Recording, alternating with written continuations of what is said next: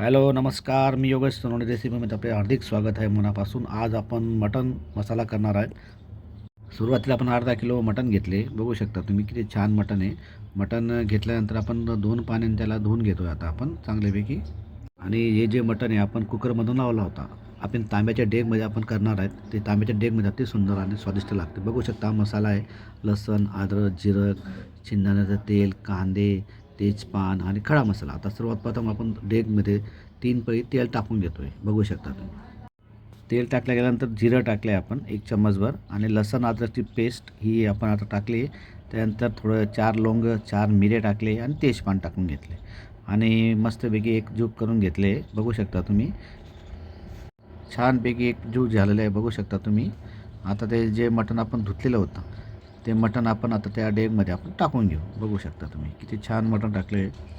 आणि हे मटण आपण डेगमध्ये शिजवतो कारण एकच आहे की हे मटण कुकरमधूनच लावता आपण तांब्याच्या डेगमध्ये करू कारण की मटणची भाजी फार स्वादिष्ट लागते. आता 1 चम्मच आपण हळद टाकून घेतलेली आणि आता एकजीव करून घेऊ. तुम्हाला हा व्हिडिओ कसा वाटला, काय वाटला, तुम्ही लाईक करा, शेअर करा, सबस्क्राईब करा. आणि आता आपण एकजीव करून घेऊ. बघा मटणाला किती छान कलर आला आहे. बघू शकता तुम्ही. आता आपण जे पाणी ठेवलं होतं गरम, हे गरम पाणी करून घेतलं आहे आपण कारण की मटण बेचव लागतं थंड पाणी टाकल्यानंतर. हे पण गरम पाणी टाकून घेतलं आहे आपण आणि गरम टाकल्यानंतर आपण आता तुम्हाला हा व्हिडिओ कसा वाटला, लाईक करा, शेअर करा, सबस्क्राईब करा. मनापासून तुमचे आम्हाला तुम्ही लाईक करा. बघू शकता आता आपण एक कांदा 2 कांदे घेतले, लाल करून घेतले. त्याच्यात थोडे अजून काजू घेतले, परत खोबरं घेतले. तसेच आपण लाल करून घेऊ त्यांना.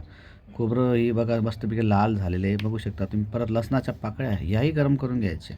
परत आपण खसखस घेतली नवीन.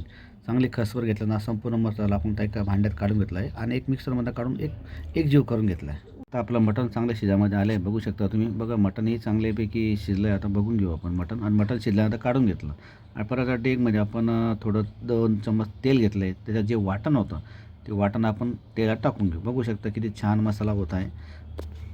हा मसाला चांगला सोनेरी रंग येईपर्यंत गरम करून घेऊ. परत त्याच्यात 2 चम्मच आपण चटणी टाकली. घरगुती मसाला आहे तोही टाकला आहे आपण 1 चम्मचभर आणि त्यानंतर परत एकजीव करून घेऊ. चांगला सोनेरी पण तो लाल करून द्यायचा. मसाला तो जो पण तेल येत नाही तो पण एकजीव करून घ्या. बघू शकता छान झाला आहे मसाला आता. बघू शकता तुम्ही किती छान कलर आला आहे. आता आपण हे सर्व मटण ह्याच्यात आपण टाकून घेऊ. बघू शकता तुम्ही सर्व मटण त्याच्यात एकजीव करून घेऊ आता आपण. डेगमध्ये ही भाजी फार स्वादिष्ट आणि चांगली लागते. बघू शकता तुम्ही. आणि आता परत ते जो पिवळा रस्सा होता तोही आपण त्याच्यात टाकून घेतला आहे आणि थोडं आपण जे स्वादानुसार आपण मीठ टाकून घेतलं आहे आणि आता परत कोथिंबीर टाकलेली आहे.